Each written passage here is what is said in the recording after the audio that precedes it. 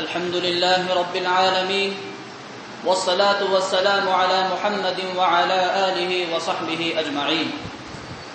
अम्मा बाद फ़क़द क़ाल अन्नबिय्यु सल्लल्लाहु अलैहि वसल्लम इत्तक़ू फ़िरासतल मुअमिन फ़इन्नहु यंज़ुलु बिनूरिल्लाह। अय्युहल इख़्वा वस्सादा वल अहिब्बा, रुबमा नस्मअु कलिमतल फ़िरासा वला नतफ़क्करु फ़ी मअनाहा फ़तआलौ नतफ़क्कर फ़ी मअनाहा व नुमइनि नज़र फ़ी मुरादिहा कई नत्तलिअ अला हक़ीक़तिहा इत्तिलाअन मुफ़ीदा। फ़अलमू अन्नल फ़िरासता हियल क़ुव्वतुल कामिला वल मौहिबतुल अज़ीमतु मिनल्लाहि अज़्ज़ व जल ला यत्तसिफ़ु बिहा कुल्लु मन शाअ व अराद। इन्नहा लसआदतुन कुब्रा यत्तसिफ़ु बिहल मुमिनु फ़हस्बुह। हाज़िहिल क़ुव्वा तफ़ूक़ु कुल्ल क़ुव्वतिन मिनल क़ुव्वात। इन्न तारीख़ल इस्लामिय्य हाफ़िलुन बिज़िक्रियातिहा व मआथिरिहल ख़ालिदा अल्लती ज़हरत अला वजहिल अर्दि फ़ी मुख़्तलिफ़तिल अअसारि वद्दुहूर। रुबमा कानतिल क़ज़िय्यतु मुश्किला वल मसअलतु मुअक़्क़दा व अफ़हामुर रिजाल क़ासिरा वल उक़ूल मुहतारतन फ़ी हल्लिहा व क़द ज़ाक़त सुबुलुल फ़रज अला अरबाबिन नज़र व वजदुद दुन्या मुज़लिमा वल अवज़ाअ मुख़ालिफ़ा वल क़ुनूत बादिन अला वुजूहिहिम फ़फ़जअतन नहज़त शख़्सिय्यतुन कबीरा व तज़ाहरत बिल फ़िरासतिल ईमानिय्या फ़न्हल्लतिल क़ज़िय्यतुल मुश्किला वन्क़शअ सहाबुज़ ज़ुल्मह फ़कानल फ़रजु अख़ीरा। هذا هو تاريخ الفراسة الإيمانية التي غيرت مجرى الهواء المخالف والتي جاءت بالأعاجيب في المرحلة الحاسمة للتاريخ الإسلامي في كل زمان ومكان، وهي التي قضت على القضايا المشكلة حين بلغ السيل الزبر.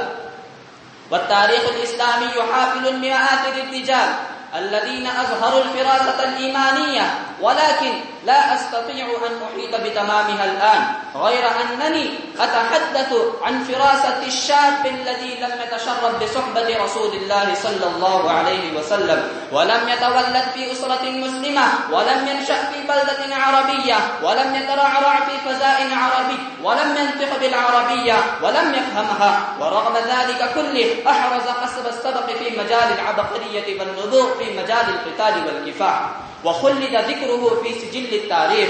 ألا وهو القائد البربري طارق بن زياد، هو بحق واحد من الشخصيات البارزة التي تليق بالافتخار والابتهاج.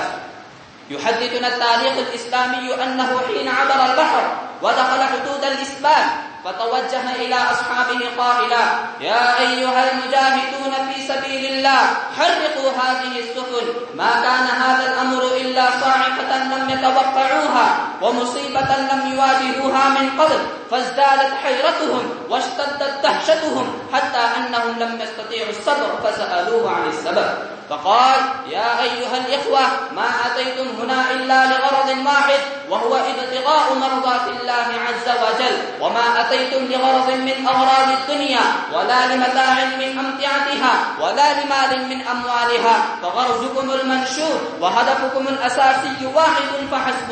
فاعلموا يا أيها الإخوة إنكم تجاه أعداء الإسلام في بلد غريب وخلفكم البحر المتلاطم، فأنتم بين حجري الرحى، فلو فررتم وتوجهتم إلى البحر فتغرقون وتموتون موتا قبيحا، ولو قاتلتم النصارى وتوكلتم على الله وصابرتم على القتال فتفوزون فوزا عظيما. وإنني أمرت بإحراق السفن لئلا تشتغل قلوبكم بالأسباب المادية ولا يفوز الشيطان بكيده ولا يتمكن من الإخلال بعزائكم الأكيدة.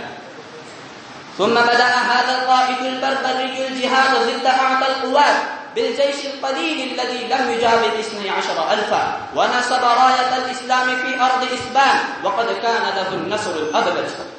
فيا سادتي ويا إخوتي، هذه نظرة المؤمن الواعي الذي كان متصفا بالفكر العميق والنظر البعيد والإيمان القوي، والذي كان متحليا بالعزائم الأكيدة والهمم القوية التي كانت لا تبالي بالجبال الشامخة والصحراوات المدهشة، وقد كانت كلها بفضل الفراسة الإيمانية. ليت لنا تلك النظرة التي نظر بها المسلم الواعي طارق بن زياد ويا ليت ذلك المجاهد يكون على قيد الحياة فيدلنا على الصلاح والفلاح ويوقظنا عن الغفلة والنسيان وينفخ في المجتمع الإسلامي روح النهضة واليقظة وروح الطموح والتقدم وروح التضحية والتفاني. وأنا أختم الكلام بترجمة شاعر إسلامي فارسي الشيخ سعدي، فإنه يقول في كتابه الشهير بوستان: يا أيها المجاهد ويا جيل الإسلام، لو تود أن تجتاز مراحل الارتقاء وتنال منازل العلا وتبلغ مبلغ العروج والانتهاء، فعليك أن تعقر خيلك وتحرق سفينتك وتؤكد عزيمتك وتصفي نيتك، ثم النجاح بيدك والفوز لك. وآخر دعوانا أن الحمد لله رب العالمين.